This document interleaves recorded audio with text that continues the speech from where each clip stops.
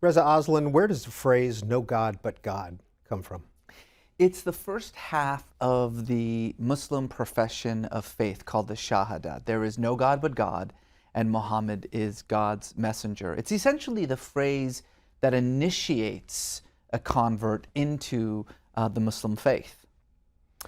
You also write in that book, "No God but God," but now Islam is available to all Muslims, and every Muslim can speak for Islam.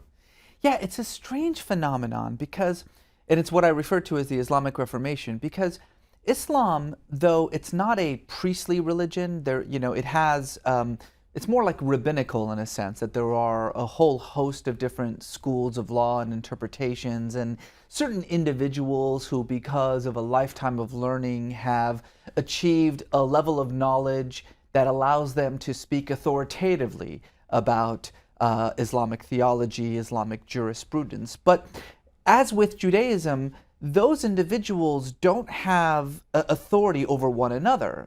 Just as many Jews would say, you get 4 rabbis in a room and you'll have 5 opinions about something. The same is true about imams. So it's a religion that tries to not have an intermediary between the individual and God, and yet, because, again, like Judaism, it's a legalistic religion, it has resulted in the creation of this class of scholars, the ulama, the learned ones as they're known, who have maintained a monopoly over the meaning and message of Islam for most of the last 14 centuries. How did that evolve from Muhammad into a freedom to interpret? It's interesting. This in many ways is the same process that all great religions go through. You have a prophet who is primarily a reformer, not a creator of a religion. I think that's the very important thing for people to understand. We have this misperception that what a prophet is somebody who invents a new religion, but that's not what a prophet is. A prophet is someone who reforms the religion and the cultural and social milieu in which he lives. Jesus, for instance, did not create Christianity. Jesus was a Jew preaching about Judaism. The Buddha did not create Buddhism. The Buddha was a Hindu. He was reforming Hinduism. And the same is true of the Prophet Muhammad, as the Quran repeatedly reminds people, this is not a new religion. This is the same message that was given to all the prophets that came before Muhammad, etc., etc. But what happens is that eventually the prophet passes. And now it's the responsibility of the prophet's followers to figure out a way to make sense of the words and actions of this prophet. And that's when religion is first founded. And religion as a man-made institution requires a power structure. And who becomes in charge of that religion? Well, first it's the prophet's initial followers, and then it's the second generation.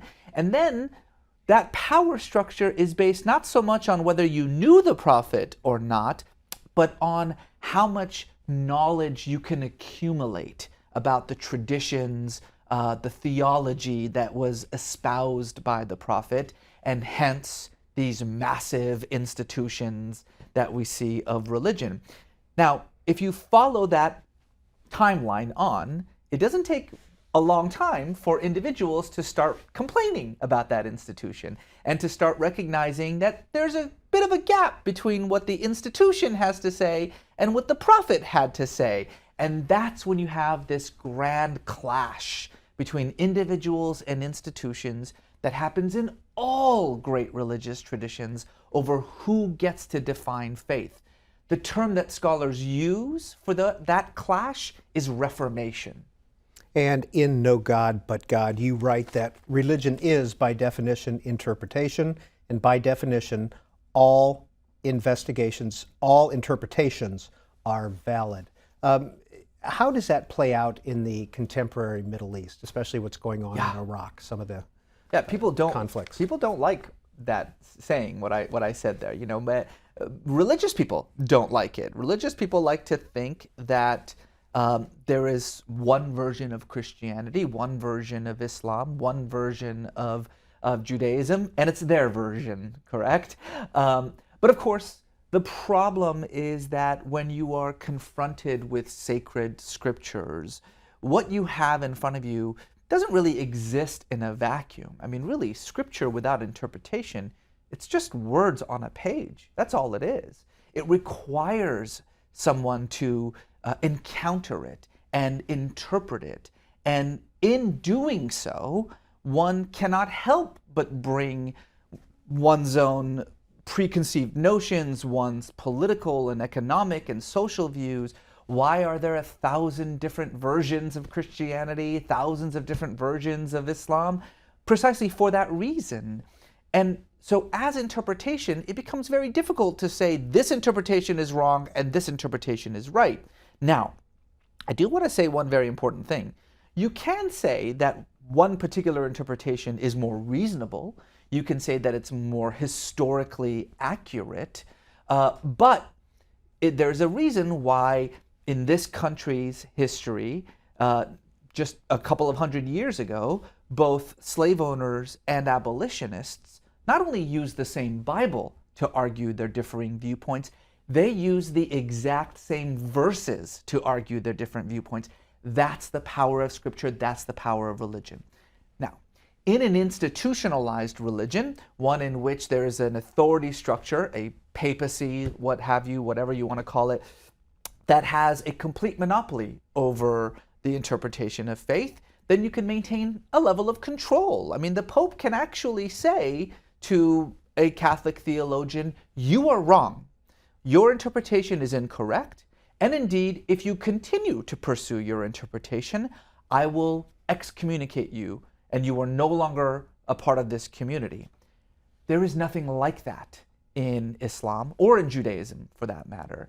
There is no centralized religious authority. And what that means is that anything goes. Any interpretation is now a valid interpretation. There is no one, there's no referee. There's no one to say you're wrong and you're right. And so it becomes a great shouting match. Again, I keep paralleling Judaism and Islam. The problem, of course, is that there are about 15 million Jews, so it is an argument that is happening, not at the same global stage that you have the 1.5 billion Muslims having this argument. But when you look at the conflicts in the Middle East, when you have Muslim Democrats and Muslim autocrats are fighting against each other, Muslim peacemakers and Muslim war makers arguing against each other, what you are seeing is precisely the result of this Reformation process, this individualization of Islam, the process whereby the authority to define this faith is being removed, seized, I should say, from the hands of these institutions that have gripped it for most of the last 14 centuries and are now being led by any individual with a megaphone. Reza Aslan, what are the similarities between the Talmud, the Quran, and the Bible? Well, there are, I think, two ways to answer that question. Mythically, they are very much representative of a single prophetic history.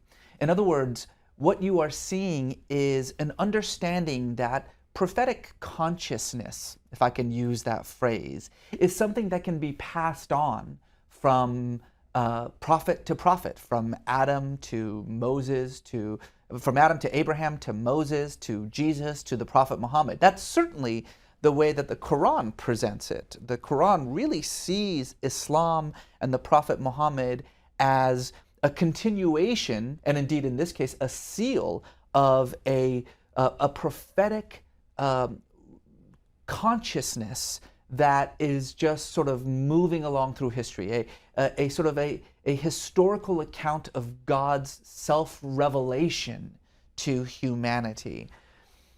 That's one sort of the mythic element. Certainly the values and the mores are almost identical. The notion of man's responsibility to man, the idea of the relationship between creator and creation, the duty that humanity has towards the creator, to worship, to praise, to obey. Concepts of an afterlife are very similar. Concepts of the cosmos are very similar. But I think more importantly, what you see with these three religions is